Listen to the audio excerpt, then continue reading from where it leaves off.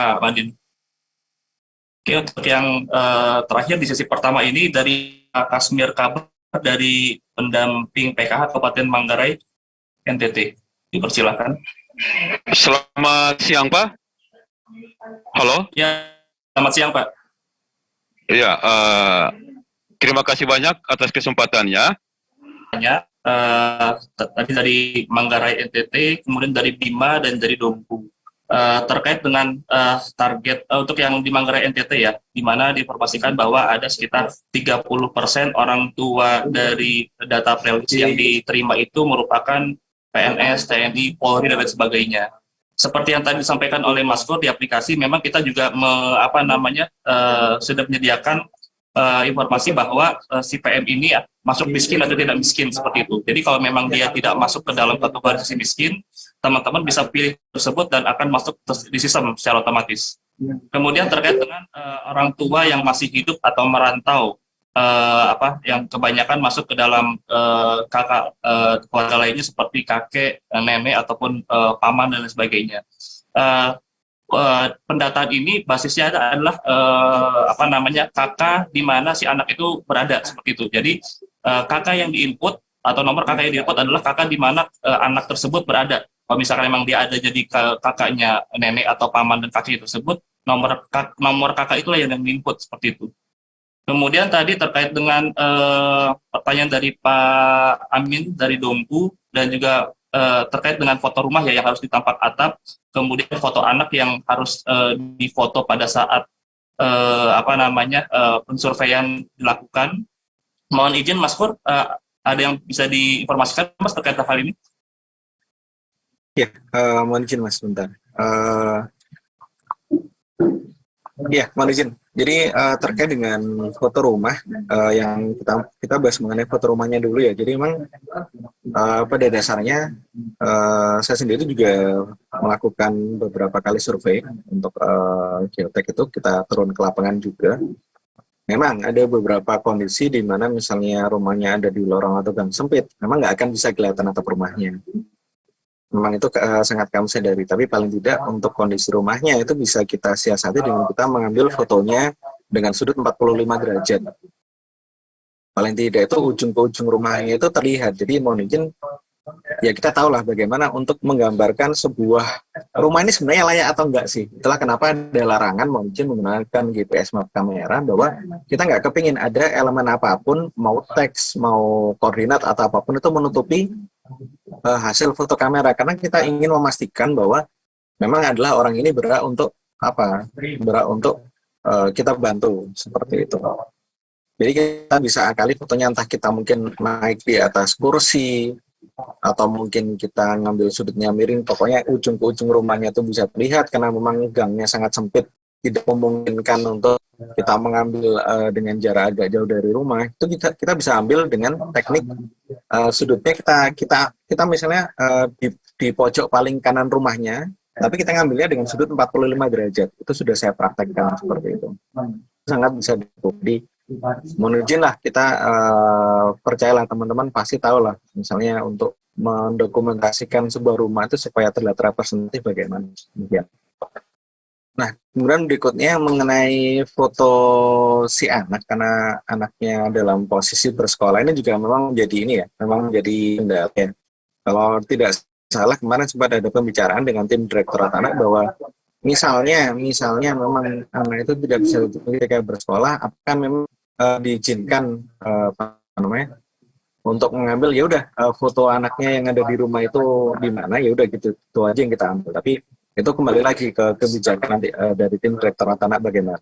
Kalau tidak salah itu kemarin sempat diizinkan untuk yang memang benar-benar anaknya sangat sulit ditemui seperti itu. Kemudian untuk yang lain-lain, saya nggak tahu sih, ini kemarin sempat dilakukan di Penataan Hari Anak Nasional. Jadi kadang teman-teman itu mengambil foto, mengambil data-data itu segala macam itu secara berkas dulu, secara berkas fisik. Kemudian baru misalnya di kantor dinas sosial setempat itu baru diinput lah data-data tersebut. Jadi mungkin salah satu solusi untuk mengatasi data yang kondisi yang blank spot adalah datanya diambil secara fisik dulu dan itu nanti baru diproses di kantor dinas atau kantor kelurahan setempat yang sudah memiliki koneksi. Itu biasanya seperti itu teman-teman melakukan pemrosesannya. Mungkin apakah bisa dilakukan demikian? Mungkin, kembalikan ke tim direktur tanah apakah akan disolusikan seperti itu lagi. Monggo Mas Robi. Oke, Mas Pur, untuk selanjutnya kita masuk ke sesi 2 ya. Untuk sesi 2 yang sudah recent kami pilih untuk di wilayah tengah ya. Ada di Luwu, Sinjai, sama Bombana. Kita mulai itu dari Luwu ya, Mbak Nur Aini.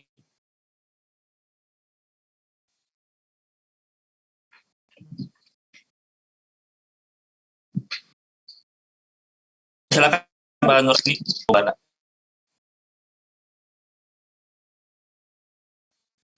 Ya, baik. Tadi dari Luwu, Sinjai, dan Bombana. Mungkin ada beberapa hal yang bisa kami sampaikan terlebih dahulu terkait dengan pertanyaan dari Kabupaten Sinjai ya. Terkait dengan target survei anak KPM, mungkin yang dimaksud KPM yang sudah menerima bantuan sebelumnya terkait dengan PKH atau mungkin BPNT dan sebagainya. Seperti yang disampaikan oleh Mas Pur, di aplikasi juga sudah kami fasilitasi terkait dengan apabila PM tersebut sudah menerima bantuan, bisa dipilih apakah yang bantuan PKH, PPT, ataupun dan sebagainya, karena memang nanti akan jadi bahan analisa kami untuk menentukan apakah anak tersebut akan menerima PPT atau tidak, seperti itu. Kemudian terkait dengan adanya wali atau keluarga yang menolak survei tadi, baik dari informasi dari pihak keluarga ataupun pihak tadi ada aparat kepolisian ya. Kami juga sedang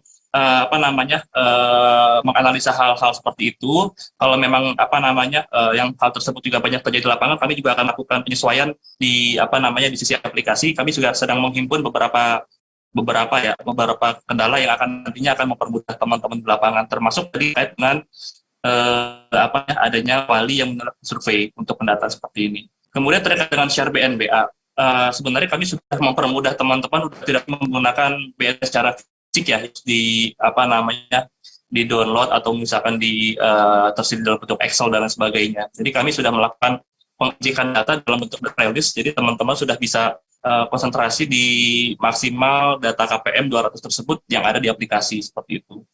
Kemudian tadi sama ya terkait dengan kakak itu mengacu kemana. Jadi mungkin mohon koreksinya Mas Pur kalau bila salah. Jadi memang setahu kami kalau untuk kakak itu tetap mengacu kepada kakak di mana anak itu berada. Kalau misalnya memang anak itu ada di kakaknya orang tua, berarti itulah yang dimasukkan, karena data ini kami juga sudah melakukan pememandaran data dengan teman-teman dari Dukcapil. Jadi artinya NIK, kakak dan lain sebagainya sudah satu sistem yang terinput di dalam Six Mobile, seperti itu. Tadi mungkin terkait dengan handphone ya Mas Kur ya, terkait dengan ada beberapa HP yang tidak bisa digunakan, mungkin bisa tambahan informasinya Mas Kur, kasih. Ya, terima kasih Mas Robi. Jadi izin menyambung, tadi ada beberapa pertanyaan ya. Jadi mohon izin kalau untuk data pre-list ini memang yang seperti tadi kami sampaikan bahwa secara data kan kita lihatnya dari database dari data DTKS adalah bahwa anak ini nggak punya ayah ibu. Oh, tapi ternyata karena itu adalah kakaknya pindah ikut saudaranya dengan berbagai alasannya yang tadi sempat ada yang menyampaikan kemarin-kemarin, oh ini ternyata ikut pindah ini karena memang alasan untuk berusaha bersekolah di sekolah yang bagus, atau mungkin karena memang dia di tuanya merantau atau bagaimana. Jadi as is data yang ada di playlist itu tidak usah diutak-atik, pastikan aja walinya siapa. Wali adalah orang yang bertanggung jawab atas si anak, seperti itu. Namun di atasnya data wali tadi kan kita sampaikan juga, teman-teman pastikan kalau bisa diisi juga nik sama nama ayah ibunya, jadi biar ketahuan. Memang secara data capil dia berada di kakak orang lain, tapi ternyata NIK dan nama ayah ibunya ini ada loh. NIK dan nama ibunya ini ternyata ada di kakak lain loh. Itu supaya kita bisa ketahuan ternyata anak masih punya orang tua. Itulah kenapa kita sangat-sangat membutuhkan bantuan teman-teman untuk verifikasi di lapangan. Kemudian berikutnya untuk bug fix terkait dengan yang tadi yang saya sampaikan di awal, di paling awal tadi saya sampaikan bahwa memang HP yang operating system tidak aman, mohon izin tidak ada toleransi ya, karena itu bisa digunakan untuk melakukan pengambilan data tidak pada tempatnya. Namun demikian untuk HP-HP yang terkendala hang di tampilan pilihan itu kami sudah teliti, kami sudah lakukan simulasi. Semoga nanti bug fix yang akan meluncur paling lambat besok itu sudah bisa mensolusikan hal tersebut. Nanti mohon ditunggu dari teman-teman. Ini sudah kita coba simulasikan dan kita harusnya sudah mengumumkan formula supaya itu nggak ngeheng lagi bagaimana untuk HP yang mungkin speknya mungkin masih tidak sesuai seperti itu. Jadi mungkin demikian yang bisa saya sampaikan. Mas Robi mungkin ada tambahan lagi yang mungkin belum sempat saya cover. Ya, baik Mas, cukup. Siap. Kemudian selanjutnya terkait dengan seperti kita masih masih di wilayah tengah karena mungkin terkait dengan waktu mungkin di sana sudah jam 12 siang kali ya. Misalkan untuk teman-teman dari Lombok Barat, kemudian Lombok Timur dan juga Manggarai Barat. Mungkin pertama dari Lombok Barat dulu kami persilakan Lombok Barat, Lombok Timur dan juga Manggarai Barat. Terkait dengan memang pertanyaan dari Lombok Barat, data playlist yang di tagging ke teman-teman pendamping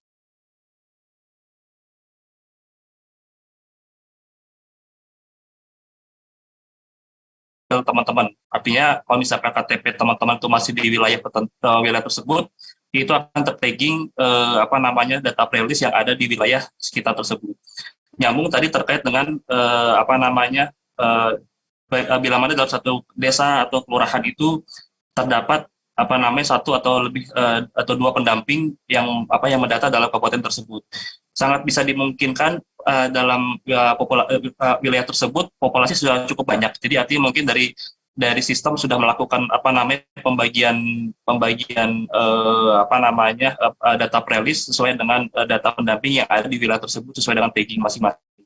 Jadi memang bisa sangat mungkin terjadi dalam satu desa atau satu kecamatan itu ditanda kutip dikeroyok oleh beberapa pendamping karena memang secara sistem itu men-tagging atau men-tagging berdasarkan koordinat yang ada di teman-teman seperti itu.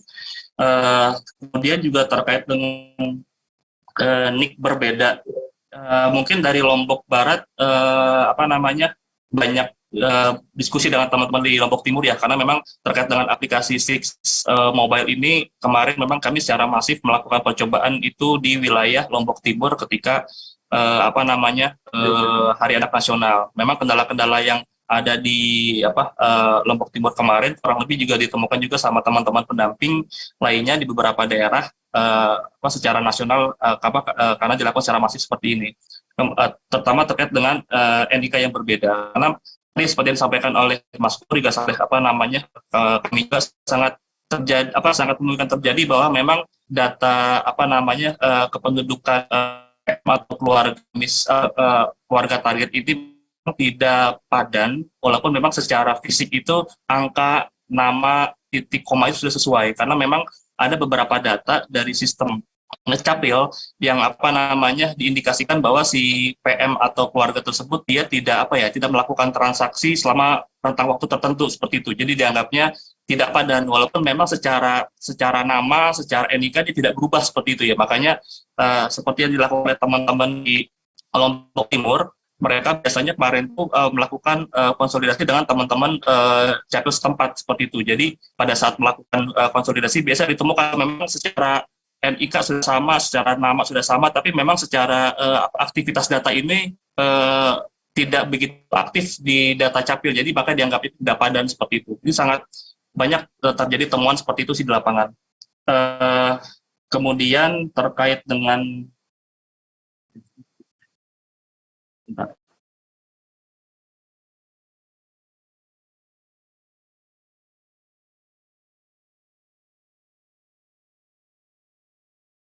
ya, mungkin untuk mempertegas lagi terkait dengan sumber data ya Mas Pur ya, karena sumber data terkait dengan data playlist yang kami terima dalam playlist tersebut memang data berasal dari DTKS. Jadi kalau misalkan teman-teman cek itu memang semuanya itu adalah sudah ada data ID DTKS-nya seperti itu, sudah masuk dalam DTKS. Makanya kami mempermudah teman-teman supaya tidak lagi melakukan pengecekan terhadap DTKS. Karena kami sudah melakukan penginjekan data sesuai dengan data yang ada di kami seperti itu. terkait dengan sumber data, Mas Fur ada yang ditambahkan, izin?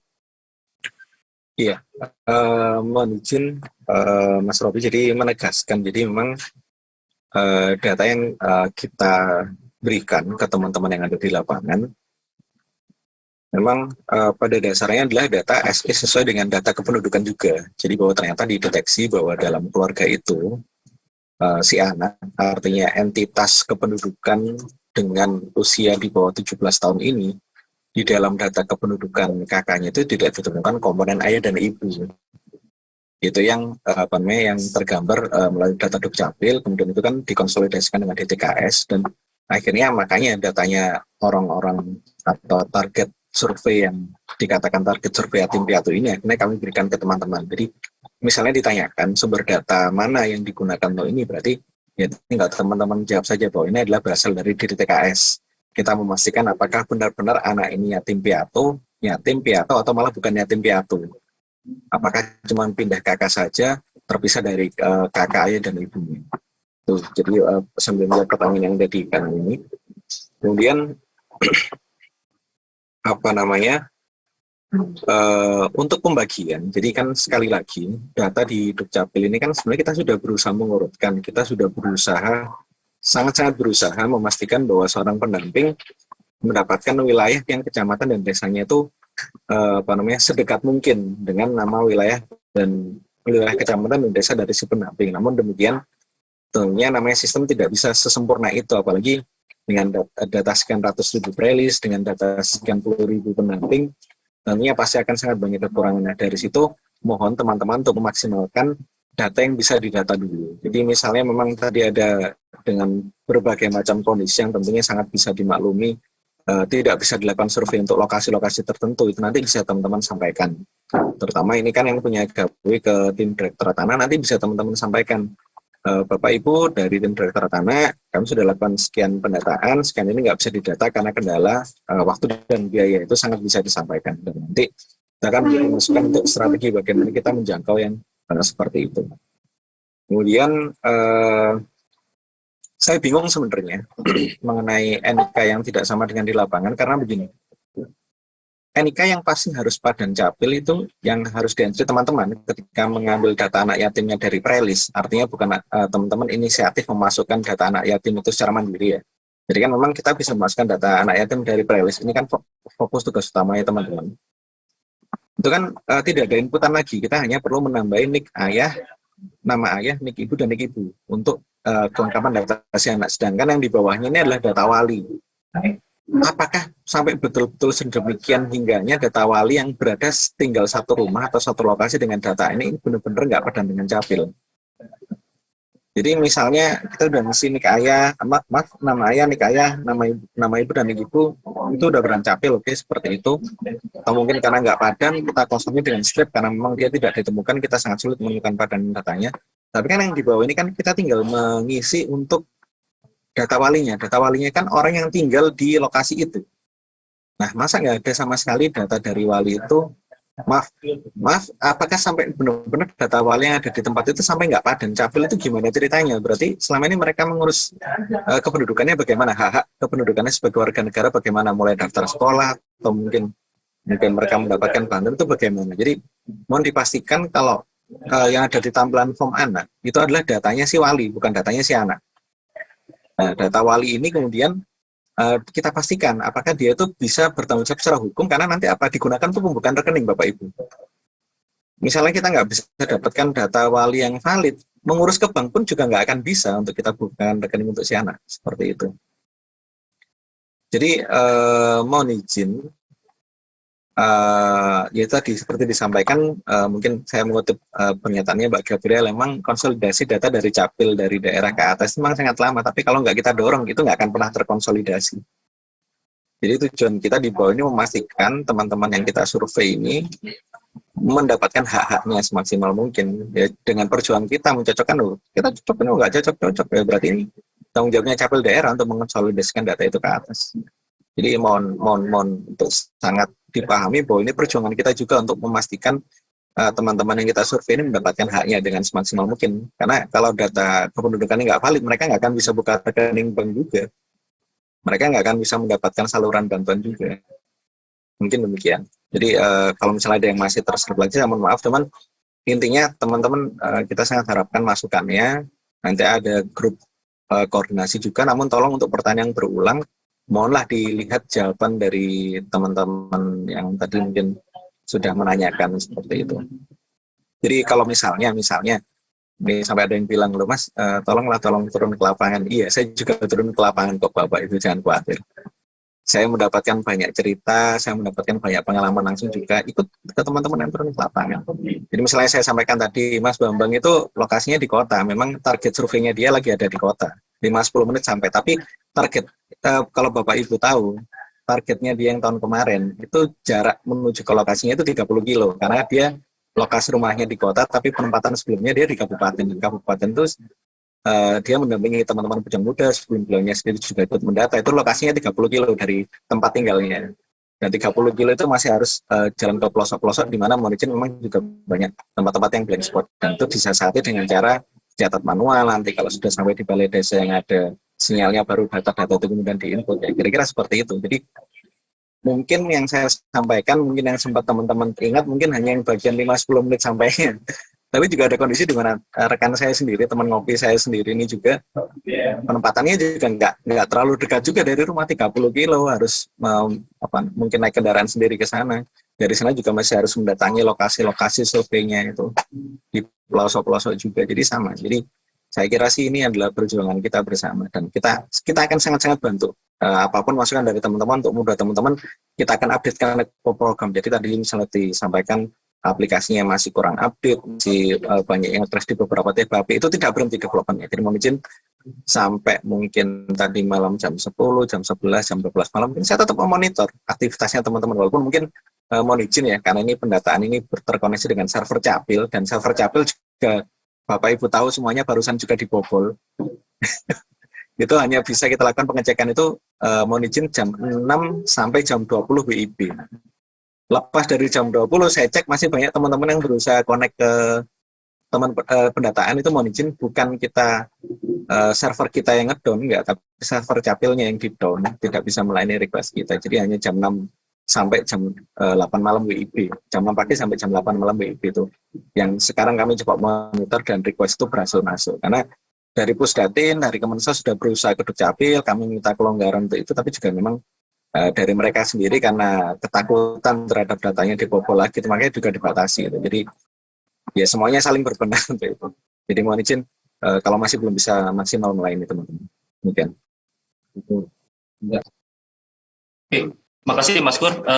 Kami masih nyimpen 3 pertanyaan ya, nanti mungkin ada dari pimpinan yang akan menjelaskan terkait dengan kebijakan, terutama terkait dengan tujuan survei YAPI ini seperti apa, kemudian terkait dengan tempat atau lokasi untuk di luar Jawa kan memang sedikit berbeda dengan wilayah Jawa ya, dari segi topografi atau mungkin juga demografinya itu berbeda-beda sekali. Makanya terutama untuk wilayah kepulauan yang membutuhkan biaya transportasi yang mungkin juga tidak sedikit seperti itu. Izin Bu Mer, terkait dengan program pendataan YAPI ini akan digunakan untuk apa, dan bantuan ini akan diberikan dan apa juga, dan kira-kira disalurkan pada kapan untuk izin?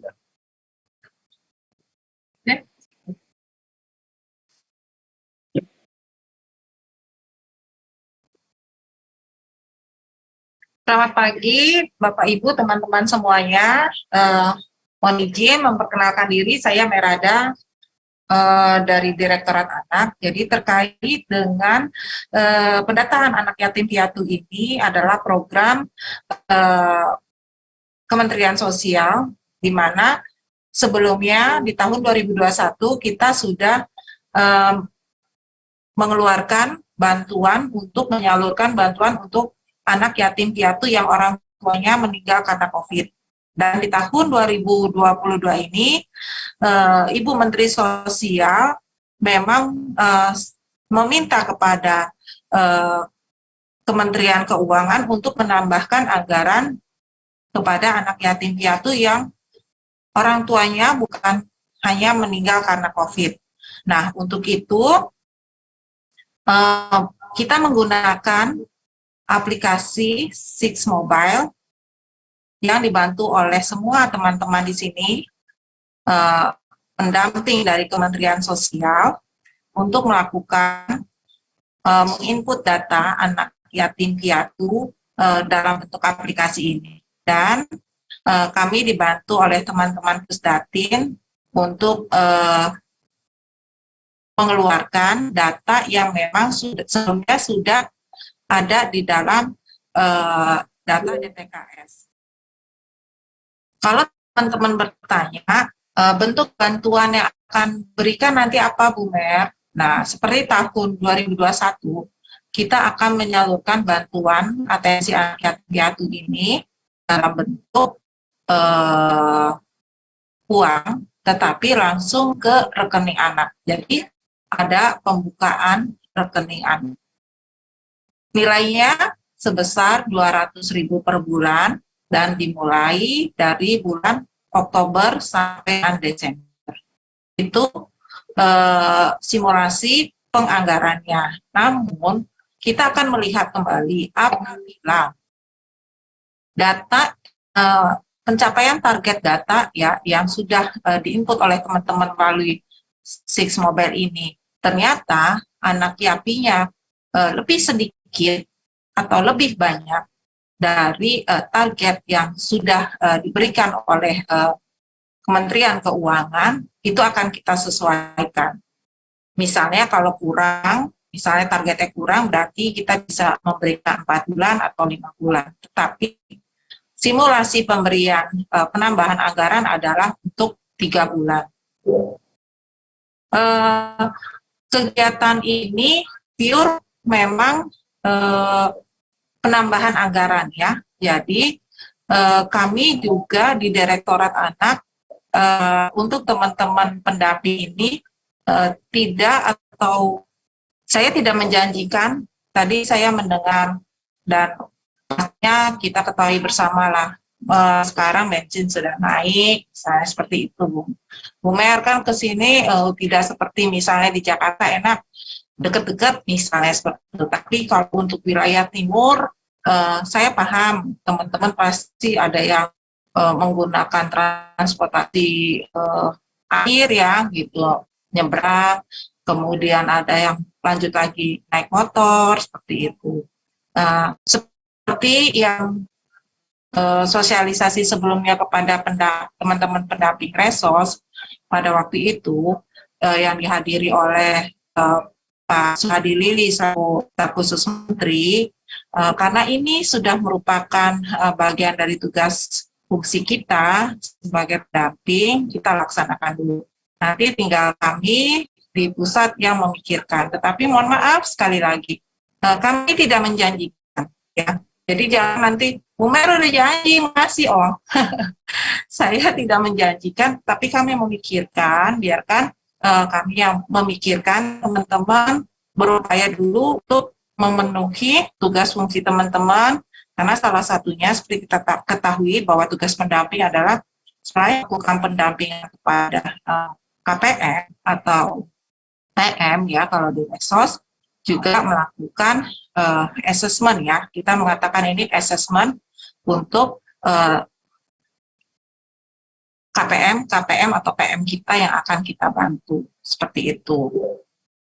Kemudian tadi juga ada beberapa, mohon izin ya, ini saya yang tadi saya dengar karena ini ada beberapa memang yang memang menyangkut kebijakan. Izin Cakur juga mungkin tidak bisa memutuskan, Mas Robi juga, karena ini terkait dengan kebijakan. Bagaimana kalau untuk yang menginput datanya itu susah Bu Mer, karena memang blank spot.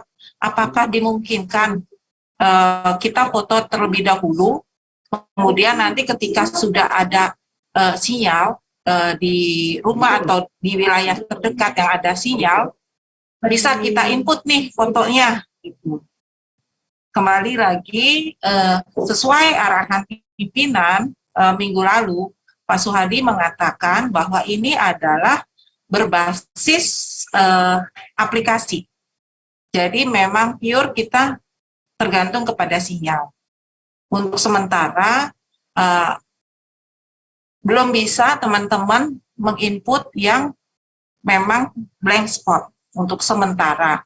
Nanti kita konsultasikan kembali apabila memang tidak bisa lagi sama sekali Bu Mer, tidak bisa karena memang kalau Bu Mer suruh lagi kami ke sana, kami udah habis ongkos sekian misalnya karena jauh ya, karena jauh. Tetap nanti nggak akan bisa Bu. Nah, solusinya bagaimana? Mungkin teman-teman bisa menyimpan dalam bentuk Excel terlebih dahulu, saran ya. Fotonya disimpan terlebih dahulu.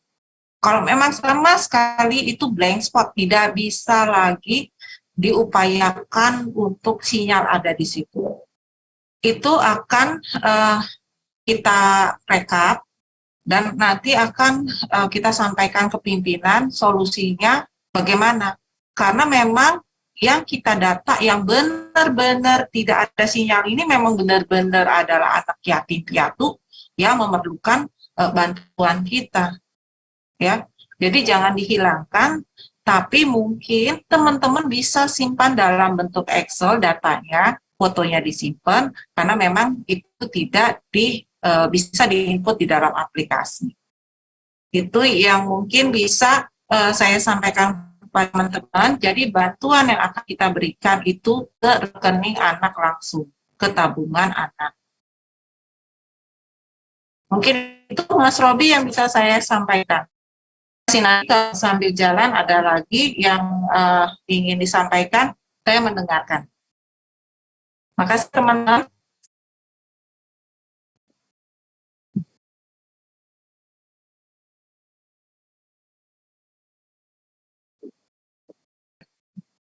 Mohon izin.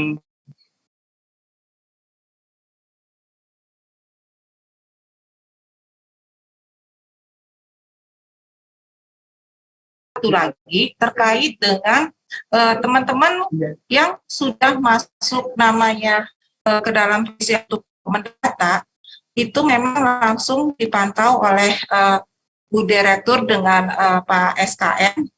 Jadi kemarin saya disampaikan untuk masih tolong ditanya itu kenapa gitu. Apakah karena memang tidak support, HP tidak support atau memang belum tersosialisasikan seperti ini kan kita baru pertama kali ya. Ini tadi saya ditelepon juga oleh Pak Heri Kris, Pak Direktur sama Pak Ian. Itu pendamping PKH 300 ribuan, itu kan baru 1.000. Bagaimana untuk yang lain memungkinkan nggak untuk melakukan sosialisasi kembali? Kami bilang siap saja, kami kapan saja kami siap untuk ditanya oleh teman-teman gitu. Cuman mungkin kalau setiap kan teman-teman ada 30 ribuan, berarti kalau kuota kita ini 1.000, selama sebulan kita tiap hari kita akan melakukan sosialisasi, kan tidak kurang efektif. Kapan teman-teman akan melakukan pendataan. Nah, tadi juga memang kenapa kok nggak boleh dimasukkan ke dalam YouTube saja, seperti itu kan. Jadi kan yang nggak ikut bisa mendengarkan secara live streaming. Mohon maaf sebelumnya, karena ini memang kalau data itu kalau di luar itu bisa diperjualbelikan, di sini pun bisa diperjualbelikan. Kami tidak diizinkan oleh pimpinan untuk membuat live streamingnya, karena memang kemarin sudah terpikirkan nih kita, cuman memang arahan pimpinan tidak bisa. Jadi tadi mohon maaf untuk teman yang melakukan live streaming di channel YouTube-nya untuk tidak diizinkan. Kalau misalnya ada teman-teman di antara teman-teman pendamping nih ya, yang di lingkungannya terdekat menanyakan yang dan belum ikut bergabung pada hari ini, mungkin bisa disampaikan apa yang bisa disampaikan. Tetapi kalau memang teman-teman yang lain yang belum ikut minta juga untuk kita mensosialisasikan, silakan yang sudah bergabung di dalam Telegram bisa menyampaikan. Ya, jadi teman-teman dipantau per by name ini akan kelihatan yang belum sama sekali ada pergerakan. Terima kasih.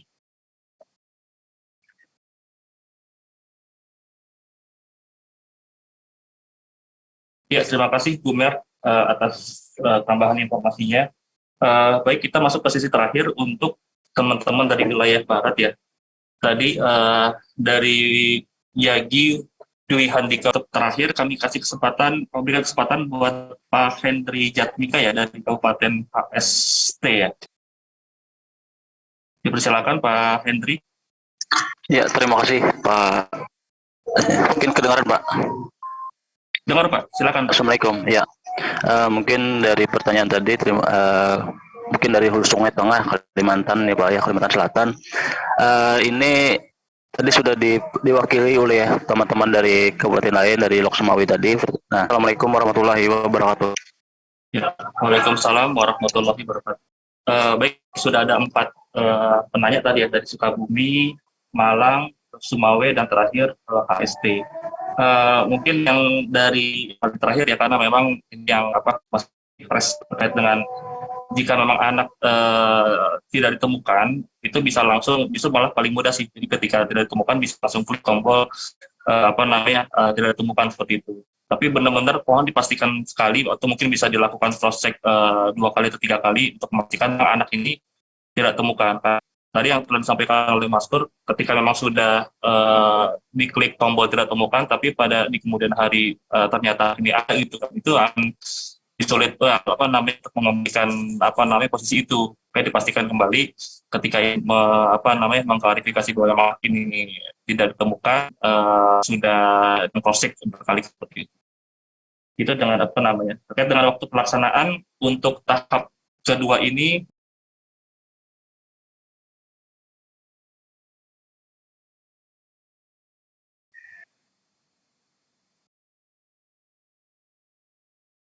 Ya baik, untuk pendataan memang kami ini sudah masuk ke tahap kedua ya, karena untuk yang tahap pertama sudah berakhir tadi malam, sampai jam 12 malam. Ini untuk yang tahap kedua sampai tanggal 31 Oktober ya. Ya, untuk 1 minggu ke depan. Jadi teman-teman nanti kan biasa setiap tahap akan kita review ya, kinerja dari teman-teman itu pendamping PK, pendamping Kemensos, dan pendamping Kemensos lainnya. Kemudian terkait dengan pertanyaan dari Lok Sumawe, apakah akun bisa digunakan 2 pendamping? Nanti mungkin Mas Kur bisa tambahkan ya, tapi kalau menurut saya sih kalau terkait dengan akun Six Mobile ini kan sifatnya sangat pribadi sekali ya, karena memang ini akan menyangkut tentang pertanggungjawaban data yang diinformasikan oleh teman-teman pendamping. Jadi kalau misalkan nanti ada pendamping lain yang membuka akun teman-teman, otomatis kan nanti informasi itu jadinya dianggapnya informasi dari teman-teman pendamping yang memiliki akun tersebut. Tapi nanti mungkin Mas Kur bisa akun ini bisa digunakan pendamping. Karena menurut saya sih kalau terkait dengan akun ini lebih mirip kayak mirip kayak pin ATM gitu, sangat pribadi sekali sih ini ya, penggunaan dan kerahasiaan datanya seperti itu. Terkait dengan grup WA, sebenarnya kami sudah memulai untuk membuat grup Telegram ya, karena kan jumlahnya cukup besar. Cuma terkait tadi masukan apakah bisa dibagi menjadi wilayah-wilayah, akan coba kami diskusikan untuk mengefektifkan koordinasi antar wilayah seperti ini bisa jadi, tapi sementara ini kami menggunakan Telegram skala nasional seperti itu. Tadi grup linknya sudah kami sebutkan di chat, tapi mungkin akan kami informasikan kembali. Terkait pertanyaan dari Malang,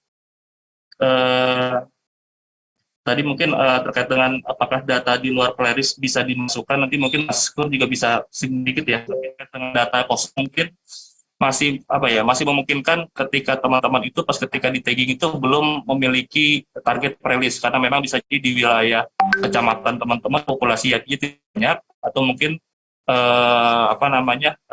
malah tidak ada sama sekali.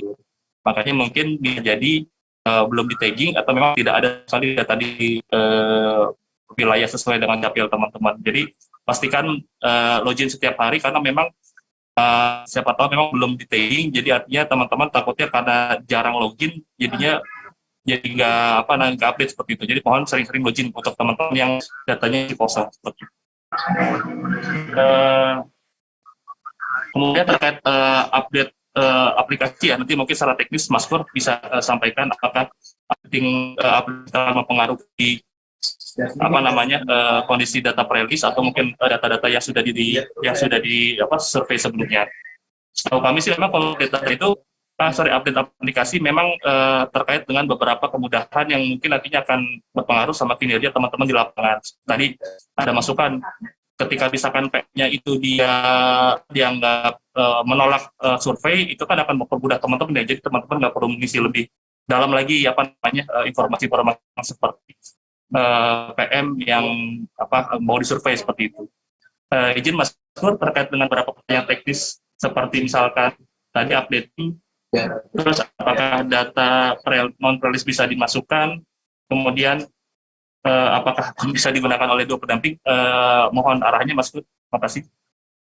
Siap, terima kasih Mas Robi, izin untuk menjawab pertanyaan-pertanyaan tersebut. Jadi pada intinya semua aplikasi maupun kegiatan yang dilaksanakan dan ditugaskan ke teman-teman pendamping maupun ditugaskan ke saya, jadi saya ini hanya petugas yang menerjemahkan request dari para stakeholder, para pengguna jadi aplikasi ini kan tentunya selalu berdasarkan keputusan dan arahan. Jadi memang menjawab yang pertama bahwa apakah aplikasi ini bisa multi login, mohon izin dengan hormat sekali kepada Bapak Ibu sekalian, seperti disampaikan Mas Robi, apapun hasil dari pekerjaan yang sudah disampaikan ke teman-teman, berapapun progres pekerjaan yang sudah dilakukan teman-teman, itu adalah tanggung jawab masing-masing pribadi. Jadi mohon izin berdasarkan arahan, memang ketika satu login dipakai di satu HP, maka login di tempat yang lain akan otomatis logout.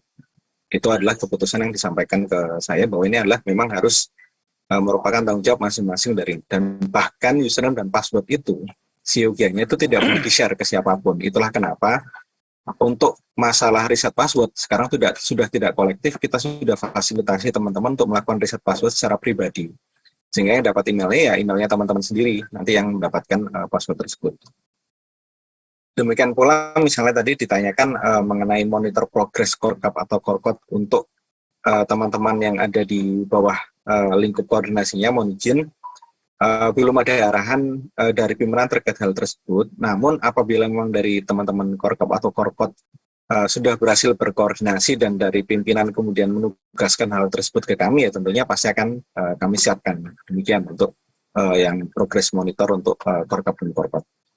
Kemudian berikutnya mengenai data pre-release, jadi mohon izin yang mungkin dari awal tadi juga mungkin sudah sempat saya sampaikan, intinya data pre-release ini adalah data yang didapatkan dari DTKS. As is kami mendeteksi apakah anak ini mempunyai komponen ayah atau ibu atau tidak. Yang tidak, itulah yang kami jadikan data pre-release, sehingga misalnya tidak merata sebarannya atau mungkin mohon izin tidak mengakomodasi kepentingan daerah, itulah makanya kita sediakan ada dua jenis pendataan. Jadi yang pendataan yang pertama adalah pendataan yang berdasarkan pre-release, yang kedua adalah apa yang teman-teman misalnya menemukan anak yang benar-benar yatim piatu di daerah tapi tidak masuk data pre-release. Tapi mohon izin untuk data-data yang mungkin dititipkan oleh daerah, itu nanti daerah punya mekanisme sendiri untuk masukkan data-data tersebut ke DTKS.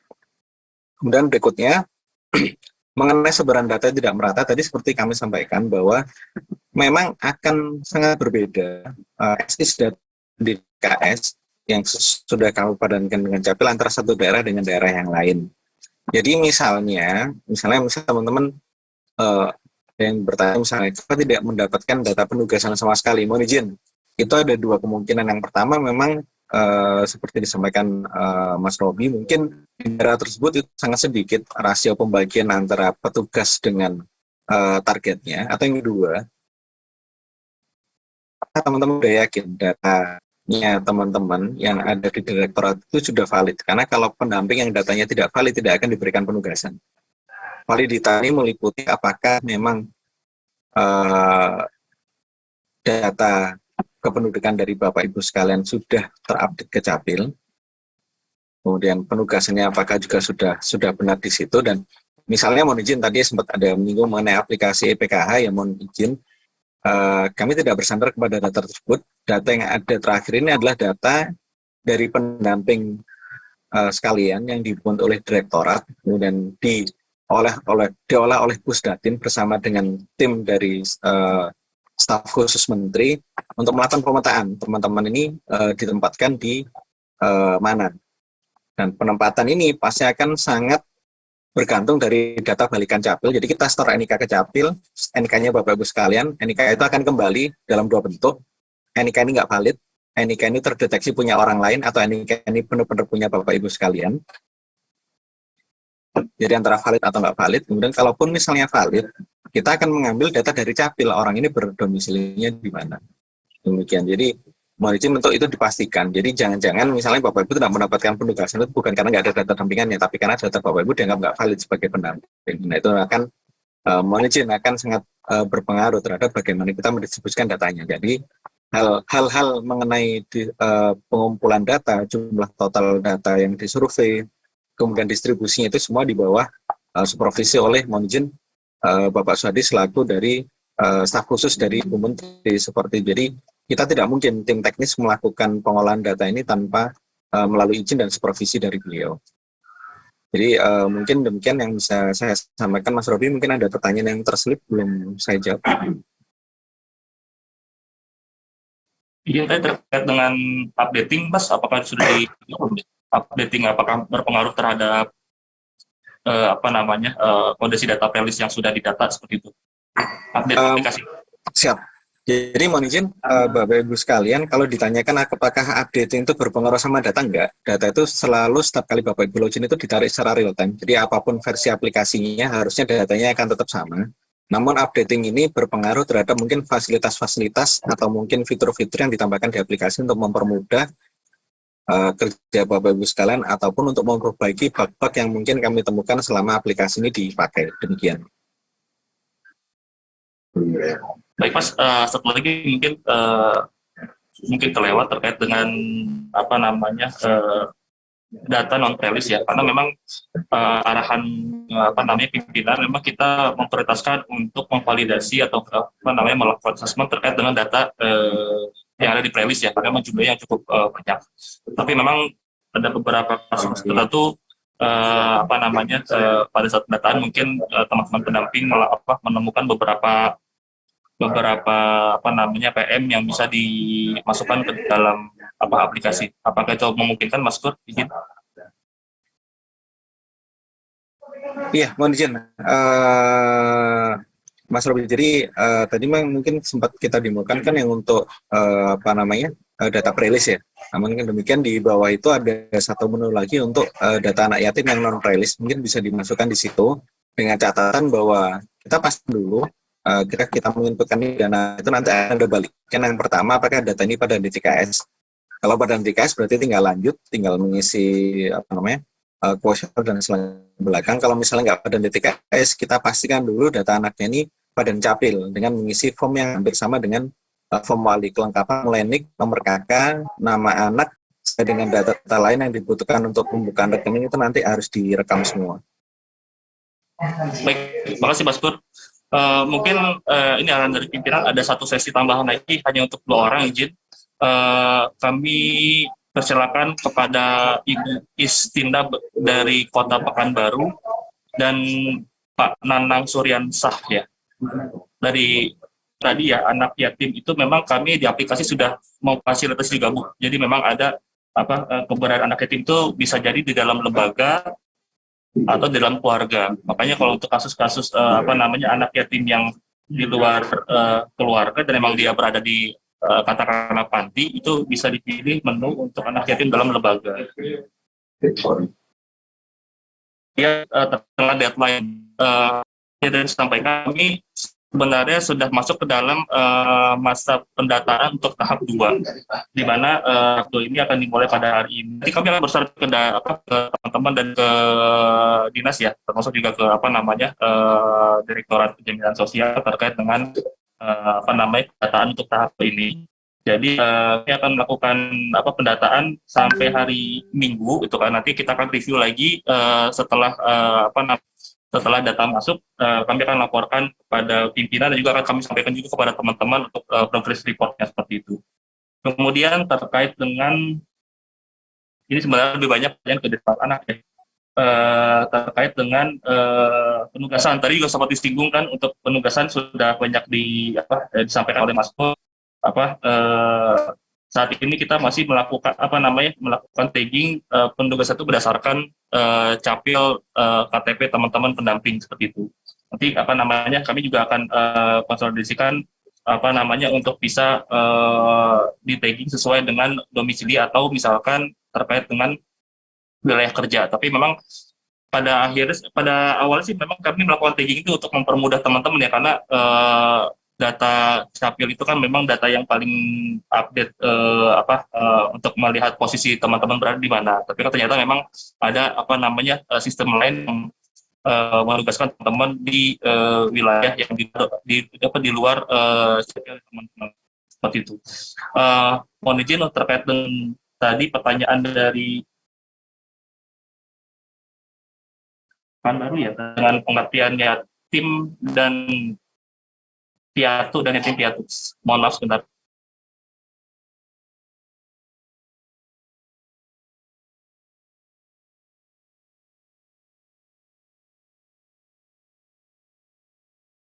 Soalnya saya nggak bisa masuk jadi gantian sama Mas Robi ya.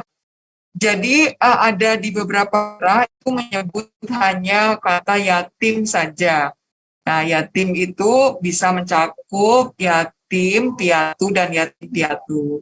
Tapi dalam program Kemsos kita menyebutnya yatim piatu, tapi bisa mengcover yatim piatu dan yatim piatu. Teman-teman sudah tahu kalau yatim berarti ibu bapaknya yang meninggal ya. Kalau piatu berarti ibunya yang meninggal. Kalau yatim piatu berarti orang tuanya yang meninggal. Jadi sudah jelas itu tiga kategori itu ya. Jadi kalau di daerah ini ada sebutan itu nggak apa-apa, silakan aja sebutan. Tetapi kita maksudkan ada yang ibunya meninggal atau bapaknya meninggal atau dua-duanya meninggal. Itu yang harus kita data. Demikian teman-teman ya.